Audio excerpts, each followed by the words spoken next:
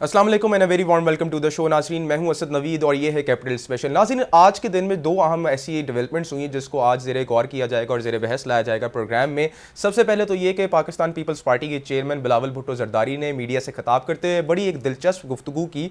उनका ये कहना है कि 90 दिन के अंदर इलेक्शन आप किसी भी हालत में करवाएं। अब एक इसका बैकग्राउंड है जो CCC के अंदर और CCI के अंदर उन्होंने मीटिंग के अंदर चीज़ें होल्ड की थी, उससे वो बैकफुट पे तो दिखाई देते ही हैं, लेकिन जिस तरह से आज उन्होंने अपनी मीडिया अनाउंस किया और 90 दिन का कहा, वो बड़ा हैरत अंगेज बात थी। उन्होंने दो तीन चीज़ें की जो मैं आपके आगे रख देता हूं। सबसे पहले तो उनका ये कहना था कि 90 दिन के अंदर इलेक्शन करवाने की जिम्मेदारी इलेक्शन कमीशन की है, लिहाजा 90 दिन के अंदर इलेक्शन हमें होते दिखाई देने चाहिए। दूसरा उनका ये कहना था कि फेयर एंड फ्री इलेक्शन करवाए जाएँ। मुल्क की एक तारीख है, आपको पता है कि हर दफ़ा यहाँ पे इलेक्शन हुए हैं, जो उसके रिजल्ट हुए हैं हमेशा ही धांधला एक शोर मचाया गया तो फेयर एंड फ्री इलेक्शन की डिमांड करती है। अब हमें पीपल्स पार्टी भी दिखाई देती है। तीसरी चीज़ उनका ये कहना था कि हमारे मुल्क में जो कठपुतलियाँ बनाने का एक निज़ाम चलता आया है, 9 मई का जो वाकया था वो भी कठपुतली के रहमो करम पे और बना के एक इन्वेस्ट किया गया था। दोबारा वो मामलात ना बनाए जाएं। अभी भी मुल्क के अंदर ऐसे लोग पाए जाते हैं जो इस निज़ाम के ऊपर बिलीव करते हैं, लिहाजा जो आपने पपेट्स अरेंज करने होते हैं वो पपेट्स वाला अरेंजमेंट अब ख़त्म कर दिया जाए। तो बिलावल भुट्टो जरदारी का बड़ा क्लियर स्टैंस आ गया है। उनका ये भी कहना था कि आसिफ अली जरदारी हों या नवाज शरीफ हों, अवाम जिसको भी मुंतखब करती है हम उसको एक्सेप्ट करेंगे, लिहाजा पपेट्स वाला सिलसिला ख़त्म होना चाहिए। वाज़े एक निशानदेही करें, वाज़े तौर पर एक मैसेज दे रहे हैं आसिफ अली जरदारी भी और पाकिस्तान पीपल्स पार्टी के चेयरमैन बिलावल भुट्टो जरदारी भी। क्या इसके पीछे बैकग्राउंड हो सकता है और इतनी 90 दिन के अंदर इलेक्शंस करवाने की अब क्या ज़रूरत पड़ गई? हालांकि CCI की मीटिंग के अंदर मुराद अली शाह ने उन्हीं का स्टैंड अपहेल्ड किया था कि जी पहले आप मरदमशुमारी वाला प्रोसेस कंप्लीट कर लें, उसके बाद इलेक्शंस होंगे और फिर हमें पता है कि वो किस तरह से मामला चल रहे हैं। दूसरी जानिब सुप्रीम कोर्ट के अंदर बड़ी एक इंटरेस्टिंग मामला आ रहे हैं। वैसे तो सुप्रीम कोर्ट जितना कंट्रोवर्शियल हो चुका है ओवर पास्ट फ्यू मंथ्स, शायद ही इतना पाकिस्तान की तारीख में रहा होगा और जो डिविजन्स हो गई हैं। आज का जो फैसला था, सुप्रीम कोर्ट ने बाकायदा तौर पे बताया कि ऑडियो लीक्स कमीशन के खिलाफ जो मुकदमा सुनने वाला बेंच था उसको उन्होंने बिल्कुल ही डीलिमिटाइज कर दिया। उनका ये कहना है कि ये साबिक हुकूमत का एतराज़ ही गलत है और जो उन्होंने जुडिशल कमीशन बनाने का मुतालबा किया था, जिसको होल्ड कर रहे थे, जिसको प्रिसाइड कर रहे थे हमारे आने वाले चीफ जस्टिस काजी फाइज ईसा और फिर उनके साथ जस्टिस अख्तर भी थे और फिर मेरे ख्याल से उनके साथ हमारे जस्टिस आमिर फारूक भी थे। जुडिशल कमीशन बनाया गया था PDM की रिक्वेस्ट पे और फिर उसको सस्पेंड कर दिया गया था हमारे चीफ जस्टिस उमर अता बंदयाल ने। उन्होंने कहा कि ये अदालती मामलों में सुप्रीम कोर्ट के मामलात में मुदाखलत है, इंटरफेरेंस है, अभी इसको सस्पेंड करते हैं। फिर एक फ़ैसला महफूज किया गया। आपको पता होगा एक लॉन्ग गोइंग ऑन एक चीज़ चलती आ रही थी ऑडियो लीक्स की, कभी किसी की ऑडियो लीक तो कभी किसी की audio leak, different political figures भी थे, इसके अंदर जजेस भी थे, लेकिन बड़ी एक सिलेक्टेड ऑडियोज़ के ऊपर ये कमीशन बनाया गया था जिसके अंदर एक सास वाला मामला चला था। फिर दूसरी जानिब हमने देखा एक CCPO डोगर साहब का एक मामला था। तीसरी जानिब हमने देखा कि आबिद ज़ुबैरी साहब की एक बात हो रही थी। तो ये ऑडियो लीक्स का एक मसला चला था। साकिब निसार के बेटे की भी ऑडियो लीक जो हुई थी, एक स्पेसिफिक ऑडियो लीक के ऊपर कमीशन बनाया गया था और जस्टिस उमर अता बंदयाल ने इसको सस्पेंड किया। आज बाकायदा तौर पे फैसला दे दिया कि भाईजान ये जो कमीशन बनाया गया था ये ही अनकॉन्स्टिट्यूशनल है। तो इस पर बात करेंगे कि इसकी क्या फ़ौक़ियत रह जाती है। पाकिस्तान पीपल्स पार्टी ने बड़ा एक जो स्ट्रॉन्ग स्टैंस लिया है उसकी क्या आज हैसियत रह जाती है और फिर हम 90 दिन में इलेक्शंस होते देखते हैं या नहीं देखते, इस पर भी बात करेंगे। तो हमें ज्वाइन किए इस वक्त स्टूडियोज़ में ही सितार खान साहब ने, सीनियर तजियाकार, सीनियर सहाफ़ी हैं, और हमें बैरिस्टर अली ताहिर साहब ने ज्वाइन किया है। इनसे हम इनकी लीगल राय लेने की कोशिश करेंगे सुप्रीम कोर्ट के मामलात के ऊपर। तो दोनों को खुशामदीद कहते हैं शो में। बैरिस्टर अली ताहिर साहब बहुत शुक्रिया, आपने हमें ज्वाइन किया, आप ही से आगाज़ करते हैं। सर हमें ये बताइएगा कि ऑडियो लीक्स का एक मामला बड़ा पुराना चलता आ रहा है। पहले तो ये कि बड़ी सिलेक्टेड ऑडियोज़ के ऊपर कमीशन बनाया गया और PDM जनरेटेड ये कमीशन था, फिर उसको जस्टिस प्यूनी हमारे जो काजी फाइज ईसा हैं उसको होल्ड कर रहे थे, फिर उनके इस डिसीजन को सस्पेंड कर दिया गया। सस्पेंड करने के बाद आज ये फैसला दिया गया कि बिल्कुल ही वो अनकॉन्स्टिट्यूशनल बेंच था, लिहाजा ये एक इंटरफेरेंस है पाकिस्तान के अंदर जो सुप्रीम कोर्ट के सुप्रीम जजेस हैं उनके मामलात में इंटरफेयर करने की ये मामला थी, लिहाजा हम इसको कलअदम करार देते हैं। आप इस फैसले को देखते कैसे हैं, इसको कितना लेजिटिमाइज आप समझते हैं? Bismillahirrahmanirrahim. First of all, thank you very much for having me on your show. It is a pleasure. देखिए, मैं ये समझता हूँ कि सुप्रीम कोर्ट के जज की इंक्वायरी, बेशक वो आज फैसले में आ भी गया, सुप्रीम कोर्ट के खुद 5 रुकनी बेंच ने जो है वो एक यूनानिमस फैसला दिया कि इंडिवेल नाम के ट्विटर अकाउंट ने जो है वो कुछ ऑडियो लीक्स डाली और उनकी वेरासिटी को देखे बगैर, उनकी ऑथेंटिसिटी को देखे बगैर कमीशन एक बना दिया गया। लेकिन देखिए आइन के मुताबिक तो बड़ा क्लियर है जी कि इस आइन में लिखा है आर्टिकल 209 में कि सुप्रीम कोर्ट और हाई कोर्ट के जो जजेस हैं उनकी इंक्वायरी सिर्फ और सिर्फ सुप्रीम जुडिशियल काउंसिल के अंदर होती है।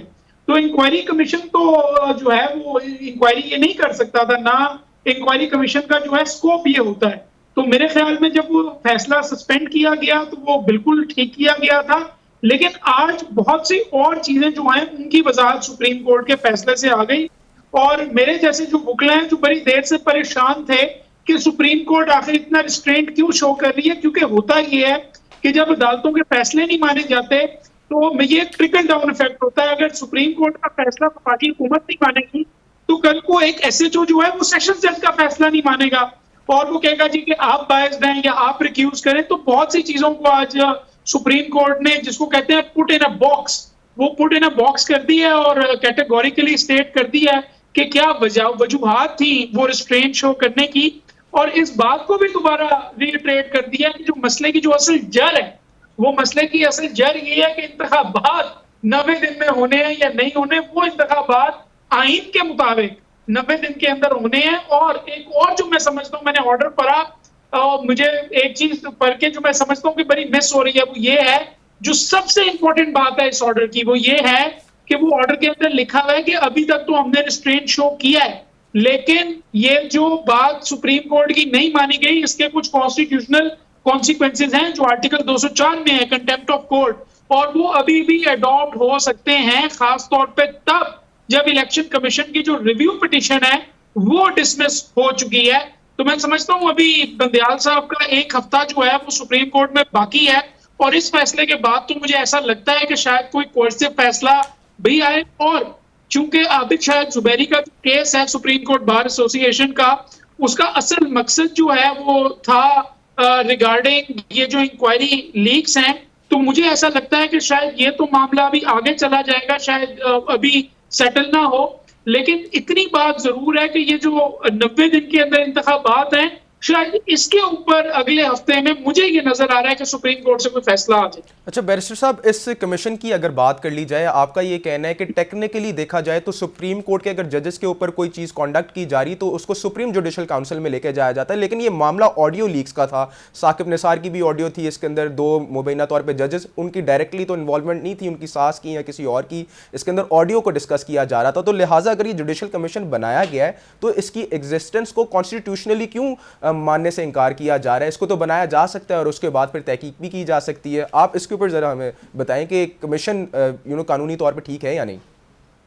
देखिए विद ऑल ड्यू रिस्पेक्ट, मैं समझता हूं कि मैं थोड़ा सा आपसे जरा डिसएग्री करूंगा, क्योंकि मैं ये समझता हूं कि जब एक स्पेशलाइज्ड फोरम कॉन्स्टिट्यूशन के अंदर मौजूद है तो उसकी जो उसकी जुरिस्डिक्शन है उसको इनलार्ज सुप्रीम कोर्ट के अलावा, लेकिन बैरिस्टर साहब ये रेफरेंस जजेस के ऊपर तो था ही नहीं, ये रेफरेंस तो ऑडियोज के ऊपर था कि ऑडियोज की तहकीक करवाई जाए कि ये ऑडियोज दुरुस्त हैं या नहीं है, या इसके ऊपर इन्वेस्टिगेट किया जाए। सुप्रीम जुडिशियल काउंसिल में तो तब जाते हैं जब जजेस के ऊपर आप रेफरेंस बना रहे हो या उनका कोई मिसकॉन्डक्ट हो, वो वाला मामला तो था नहीं।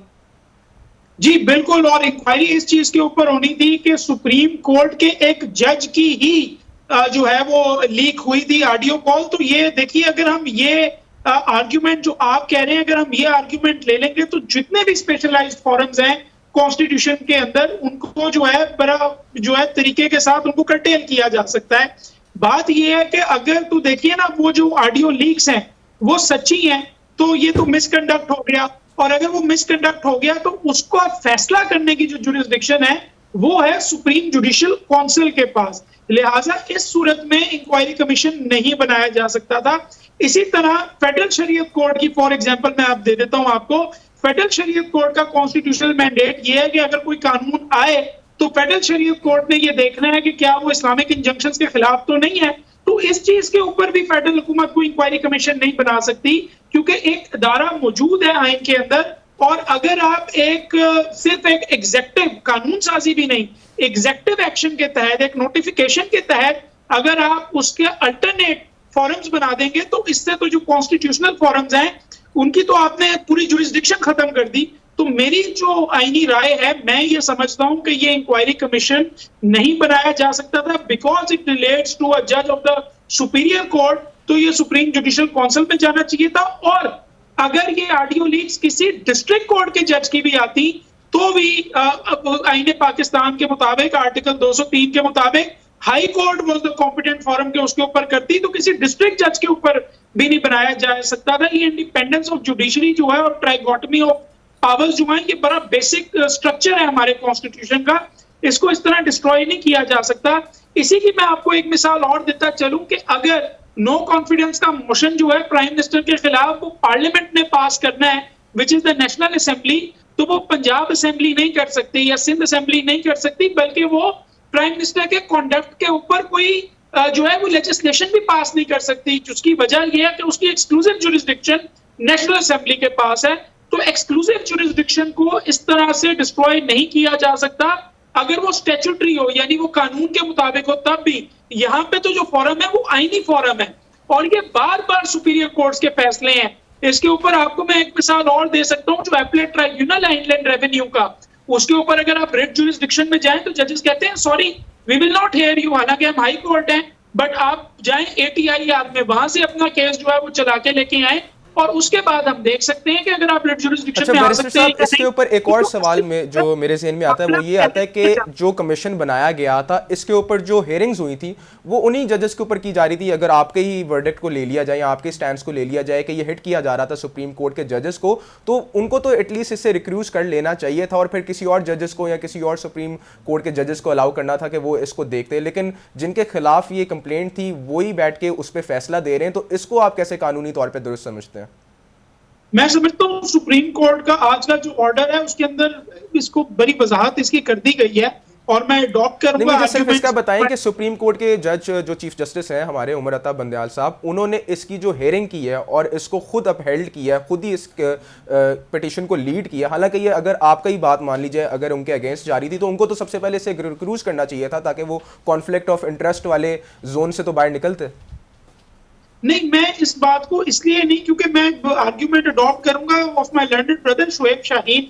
वो ये बात है कि अगर इस तरह जजेस से रिक्यूजल करवा लिया गया और तो ये तो बड़ा आसान हो जाएगा किसी भी आने वाली फ्यूचर हुकूमत के लिए कि वो कहें जी कि हमारे पास कुछ इंफॉर्मेशन आई है या कोई ऑडियो लीक आई है, अब हमने आपके ऊपर इंक्वायरी बिठानी है, हम सुप्रीम जुडिशियल काउंसिल में नहीं जाएंगे, किसी और इंक्वायरी कमीशन के पास लेकिन जाएंगे। ट्रांसपेरेंसी के लिए, अकाउंटेबिलिटी के लिए तो ये काम किया जा सकता था ना। हमारे मजीद और भी तो जजेस हैं सुप्रीम कोर्ट में बैठे हैं, अगर जिनके खिलाफ रेफरेंसेस थे, अगर वो साइडलाइन हो भी जाते तो मजीद एक बेहतर आपका एक अंडरस्टैंडिंग हो जाती इशू की। प्रेसिडेंट बहुत खतरनाक होता क्योंकि देखिए अगर ये प्रेसिडेंट मान लिया गया तो इस तरह तो जब जो भी हुकूमत आएगी वो कहेगी हमें इन जजेस पे भरोसा नहीं है, इनकी कोई ऑडियो लीक हमारे पास है इसलिए ये फैसले से अलग हो जाएंगी, तो फॉरेन शॉपिंग हो जाएगी और आइन के मुताबिक आप फॉरेन शॉपिंग की इजाजत तो नहीं दे सकते।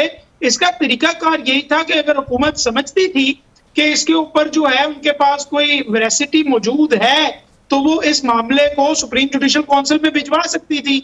लेकिन ये कहना कि हमें जज के ऊपर ट्रस्ट नहीं है, इस वजह से जज साहब जो हैं और उनकी कोई ऑडियो लीक है या उनकी रिलेटिव की मदर इन लॉ की कोई ऑडियो लीक्स हैं, इस वजह से आप केस ना सुने।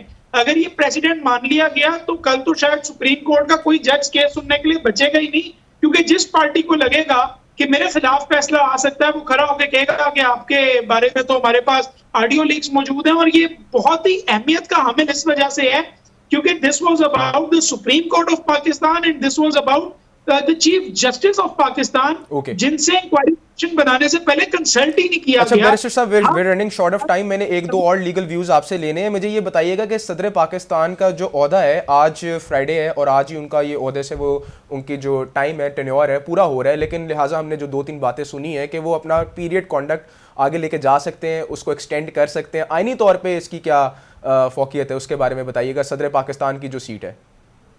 देखिए आइन में यह लिखा है कि आइन के अंदर लिखा है वाज़ेह तौर पर कि जब तक इलेक्टोरल कॉलेज ना हो तब तक जो है वो प्रेसिडेंट का इलेक्शन आगे जाएगा और इलेक्टोरल कॉलेज के बनने के बाद 30 दिन के अंदर अंदर उसका इलेक्शन होना है। तो जब तक इलेक्टोरल कॉलेज कब बनेगा? इलेक्टोरल कॉलेज तब बनेगा जब चारों सूबाई असेंबलियां और नेशनल असेंबली इन एग्जिस्टेंस होगी, उसके बाद सदर साहब का इलेक्शन होगा और तब तक जो सदर साहब हैं जिनका टेन्योर एक्सपायर हो गया है वही सदर पाकिस्तान का जो रोल है वो ही सर अंजाम देते रहेंगे जब तक नया प्रेसिडेंट जो है वो नहीं आता। हाँ, इलेक्टोरल कॉलेज के आने के बाद 30 दिन के अंदर अंदर अगले प्रेसिडेंट का इंतखाब होना है। लेकिन मैं इसके अंदर वॉलंटरीली ये जरूर ऐड करना चाहता हूं कि सदर साहब का जो कंडक्ट है, मैं तो उससे बड़ा, जिसको कहते हैं कि मैं तो बड़ा डिसअपॉइंट हुआ हूं। बेशक उन्होंने पहले जो बिल वापस नहीं भिजवाए और उसके बाद ट्विटर के ऊपर उन्होंने एक ड्रामेबाजी कर दी जी कि मेरे स्टाफ ने नहीं बताया था और वो डीम्ड डिसेंट हो गया।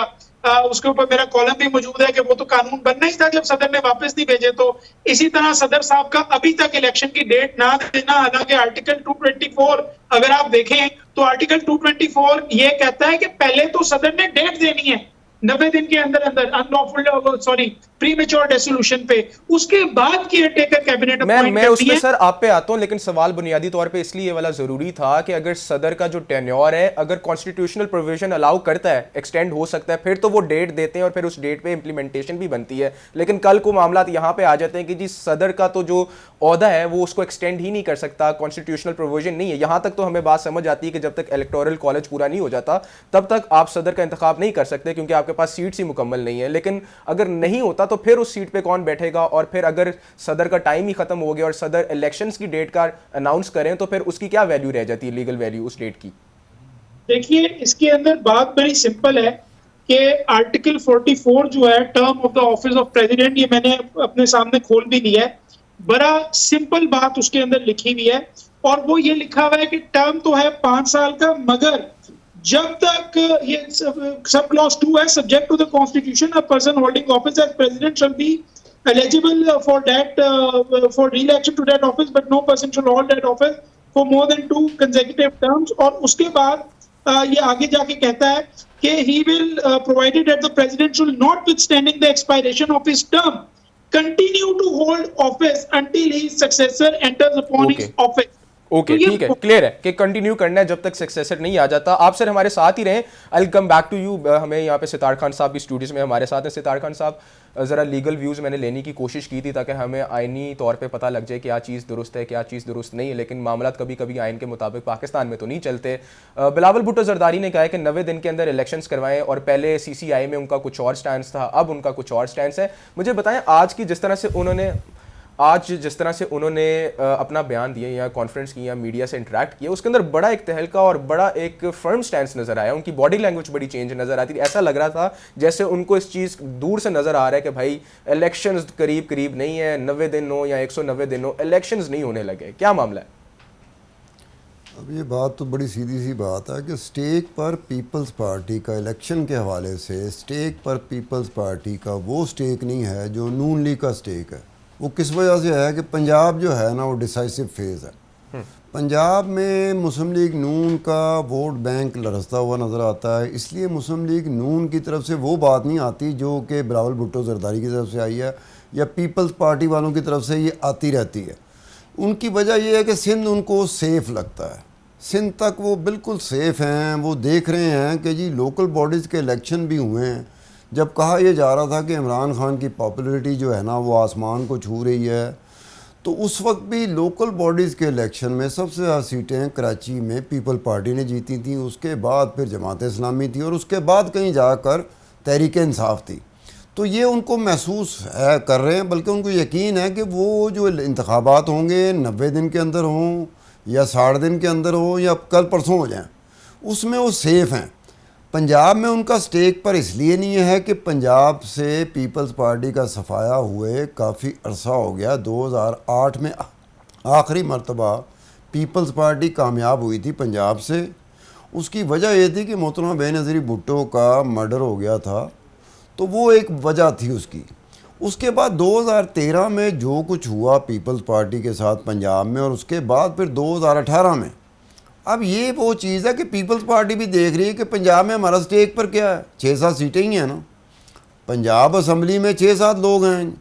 अगर एक आधी खातून जो है कोई स्पेशल जो सीट होती है, रिज़र्व सीट होती है ख़वातीन की, उसको मिला दो। पीपल्स पार्टी का स्टेक पर पंजाब में कोई नहीं है। पंजाब में स्टेक पर है तो नून लीग का है। अगर पंजाब सेफ होता नून लीग के लिए तो नून लीग भी वही बातें कर रही होती जो बिलावल भुट्टो जरदारी ने आज की है या पीपल्स पार्टी के लोगों ने की थी कि भाई सिंध सेफ है क्योंकि सिंध उनका है, पंजाब तो उनका नहीं है। पंजाब गैर महफूज समझती है नून लीग, इसलिए नून लीग के रहनुमा जो है ना, उनकी तरफ से आपको बात सुनने को नहीं मिलेगी कि 90 रोज़ के अंदर ही होने चाहिए। 90 रोज़ के अंदर तो मुखालफ जो जमात है, जो एक पार्टी है, इमरान खान की पार्टी है, तहरीक इंसाफ है, वो कह रही कि 90 दिन, आप 90 दिन के अंदर, उन्होंने तो रिट भी की, पता नहीं सुप्रीम कोर्ट में भी गए, अदालतों में भी गए, अदालतों के फैसले भी आए, लेकिन हुकूमत उन फैसलों पर अमल दरामद नहीं कर सकी। अब ये है कि एक तरफ आप देखें कि नून लीग उस तरह से खामोश है। नून लीग ये नहीं कहती कि हम इलेक्शन से भाग रहे हैं, क्योंकि अगर नून लीग ये कह देती है कि हम इलेक्शन से भाग रहे हैं, तो जो उनका वोट बैंक लरसता हुआ पंजाब में नजर आता है, वो मजीद लरस जाएगा। अच्छा सितार खान साहब, एक जो आज की न्यूज़ कॉन्फ्रेंस में एक और चीज़ मैंने ऑब्जर्व की है कि दो चीज़ें उन्होंने साइमल्टेनियसली बोली। एक तो कॉन्स्टिट्यूशनली 90 दिन के अंदर इलेक्शंस करवाने की उन्होंने बात की है, लेकिन एक मैसेज उन्होंने दिया है या एक उन्होंने डिलिबरेटली ये बात कही है कि जो पपेट्स बनाने वाला सिलसिला है पाकिस्तान के अंदर, ये रुक जाना चाहिए। और माजी में जो पपेट्स बना के गए हैं, फिर उसका नतीजा हमने 9 मई की सूरत में देख लिया। मजीद अगर ऐसे आगे मामला चले तो फिर मजीद इस तरह के मामला निकल सकते हैं। आप ये किसको टारगेट कर रहे थे? And again Peoples Party is always considered to be के यार ज़रा लाइटर स्टैंड रखती है जब अपने मामला इन्होंने ओके करने हो, इलेक्शंस भी करवानी हो, तो इस फर्म स्टैंड के साथ क्यों जा रहे हैं? नवीद साहब, ये पाकिस्तान की हिस्ट्री रही है, चाहे वो भुट्टो हो, पीपल्स पार्टी हो, नवाज शरीफ हो, नून लीग हो, इमरान खान हो, तहरीक इंसाफ हो, जब तक एस्टेब्लिशमेंट का दो दस्ते शफकत होता है ना, इन जमातों के ऊपर होता है, जब ये पनप रही होती हैं, जब ये बन रही होती हैं, जब ये उभर रही होती हैं, इन सब को ज़रूरत होती है कि इस्टेब्लिशमेंट या फ़ौज का हमारे पे दस्ते शफकत हो। हर एक का ये राय है। ये बात तय है जब मोहतरमा बेनज़ीर भुट्टो, जो जमहूरी रवायात के हवाले से बहुत ज़्यादा जमहूरी के करीब अगर कोई चीज़, कोई वज़ीर आज़म पाया गया है, कोई अपोजिशन लीडर पाया गया है, कोई सियासतदान पाया गया, तो बेनज़ीर भुट्टो थी। लेकिन 2 मरतबा जो उनको हुकूमत मिली थी, तो बाकायदा इस्टेब्लिशमेंट और फ़ौज के साथ तय हुआ था, कोई चीज़ें तय हुई थी, उसके बाद उनको हुकूमत मिली थी। अब ये आने वाले वक्तों में शायद कि इस्टेब्लिशमेंट या फ़ौज कोई नया बच्चा पाल रही हो, जैसे पहले वो बच्चे पालती रही है, गोद में बिठाती रही है, जैसे इमरान खान को उन्होंने काफ़ी अरसा गोद में 10-12 साल बिठाया। सर ये नया बच्चा इंटरिम गवर्नमेंट तो नहीं है? अब ये नए बच्चे का मुझे नहीं पता, अगर नवीद मुझे पता होता तो मैं नए बच्चे का नाम लेने में तो आपसे पहले करता। तजिया क्या कहता है सर, आपका सियासी तजिया? नहीं, कोई बात भी होगी, लेकिन एक बात तय है इसमें, ये अब जो कह रहे हैं कि जी जो नया बच्चा, जिसको मैंने नए बच्चे का नाम दिया, नया बच्चा है, तो इनको अपना ही माजी देख लेना चाहिए, चाहे वो पीपल्स पार्टी हो, चाहे वो नून लीग हो, चाहे तहरीक इंसाफ हो। ये पलते बसते और जवान होते हैं, ग्रूमिंग इनकी होती है इस्टेब्लिशमेंट की गोद में, फ़ौज की गोद में। ये जब ग्रूम कर जाते हैं, जब इनका अपना वोट बैंक बन जाता है, तब ये आके इस्टेब्लिशमेंट को ललकारते हैं और फौज को ललकारते हैं। अच्छा सर, मैं आपसे एक और सवाल पूछता हूँ, फिर बैरिस्टर साहब की जानिब भी जाऊँगा। मुझे ये बताएं कि आपने नए बच्चे की बड़ी अच्छी बात की है। मुल्क के अंदर क्रैकडाउन का एक नया दौर आ चुका है, जगह जगह क्रैकडाउन हो रहा है, जगह जगह छापे मारे जा रहे हैं, जगह जगह नाकाबंदी की जा रही है, और फिर 17-18 पॉलिटिशियंस की बात की जा रही है कि उनको भी गिरफ्तार किया जाएगा। आज की जो न्यूज़ कॉन्फ्रेंस रही है बिलावल भुट्टो जरदारी की, is it out of frustration कि भाई क्या ये मामला किस तरह से चलाए जा रहे हैं? उन्होंने बल्कि यहाँ तक कह दिया कि अवाम अगर नून लीग को या नवाज शरीफ को मुंतखब करती है या जरदारी साहब को करती है तो फिर लेट इट बी, उनको आने दें। ये क्या आउट ऑफ फ्रस्ट्रेशन कह रहे हैं जरदारी साहब? क्या हो रहा है मामला? हर दौर में यही हुआ नवीद। एक इनके पास नैब थी, उससे पहले FIA थी, उससे पहले एंटी करप्शन इस्टेब्लिशमेंट जो सूबों की हद तक होती है, फिर पुलिस होती है। अब जो टारगेट बनता है ना, और जो उस वक्त इख्तियारात लेके बैठा होता है, उसके सामने जो टारगेट होता है, वो नैब को भी उसके पीछे लगा देगा, FIA को पीछे लगा देगा, एंटी करप्शन इस्टेब्लिशमेंट को लगा देगा, पुलिस को लगा देगा। मेरिट पे केसेस पाकिस्तान में बहुत कम बनते हैं। ख़ास तौर पे आपका जो मुखालफ सियासतदान होता है ना, उस पर तो मेरिट आप ये देख लें कि आपको जाके उन सारे केसेस को, इंक्वायरीज़ को स्टडी करना पड़ेगा।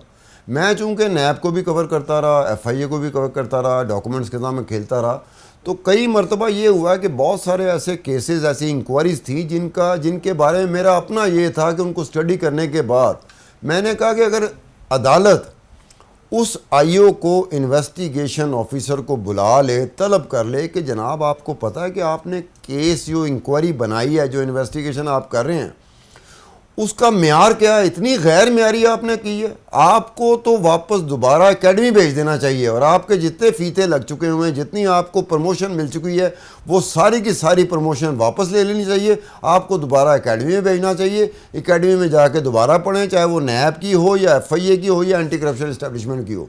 यहाँ पाकिस्तान में इस तरह से होता रहा है। अब होता क्या है कि लोग पसंद और नापसंद में पाकिस्तान में इस बुरी तरीके से जकड़ गए हैं कि मैं जिसको पसंद करता हूं, अगर उसके खिलाफ बात होगी तो चाहे जितना मजबूत भी केस होगा, मैं कहूँगा झूठा है। बिल्कुल ब्लाइंड जिसको मैं नापसंद करता हूं उसके ऊपर झूठा तरीन केस बन जाएगा, मैं कहूँगा ये सच है।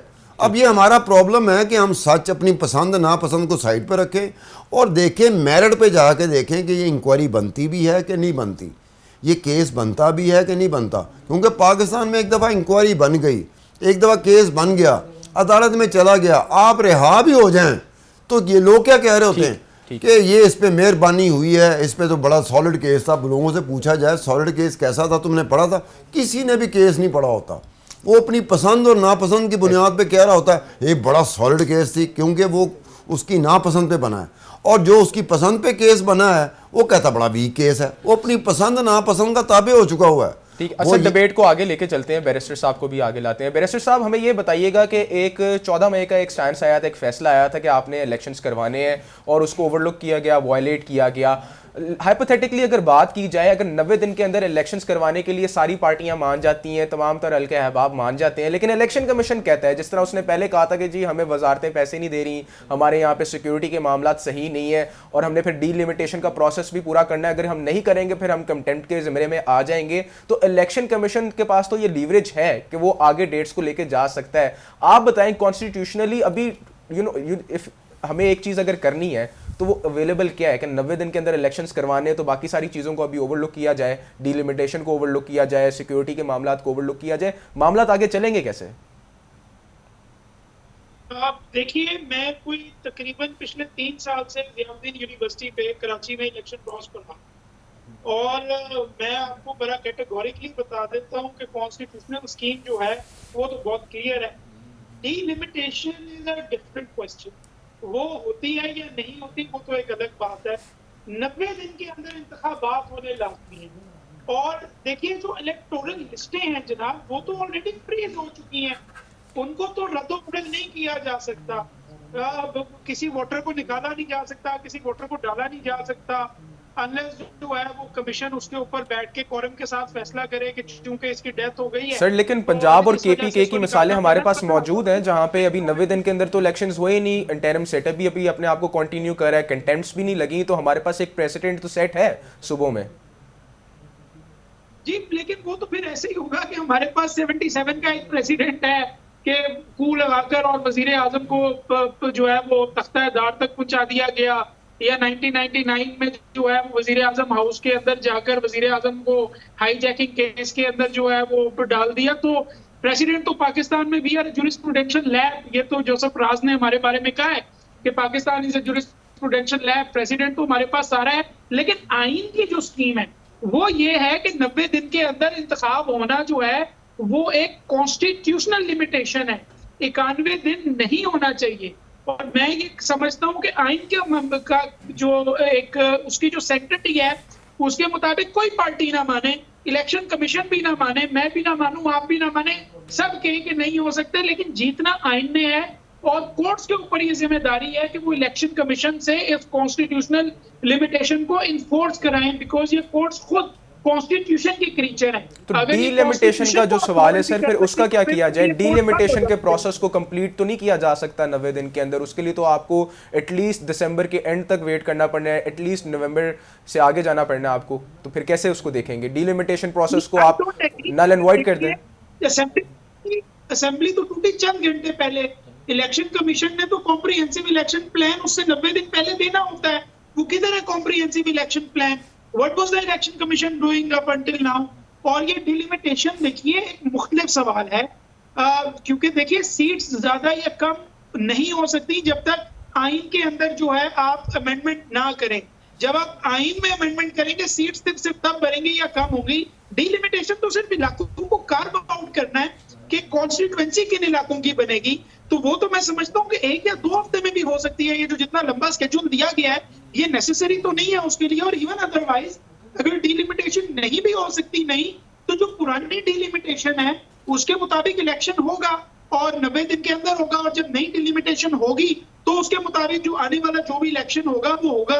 लेकिन मैं इसके अंदर प्लीज वॉलंटरीली, आपका सवाल तो नहीं है, मैं जरा ऐड करना चाहता हूँ। मैं दूसरे जो आपके मुअज़्ज़िज़ मेहमान है उनकी मैं बात सुन रहा था और मैं उनसे 100% एग्री करता हूँ। मैं सिर्फ आपको अपना एक एक्सपीरियंस बताना चाहता हूँ कि opposition leader in the Sindh assembly Haleem Adil Sheikh sahab high court आते हैं, मैं उनकी तरफ से सिंध हाई कोर्ट में एक पिटीशन लगाता हूँ। वो चीफ जस्टिस के सामने जो है वो फिक्स होती है। उसके अंदर अंदर जो है पूरे हाई कोर्ट को पुलिस वालों ने घेर लिया होता है।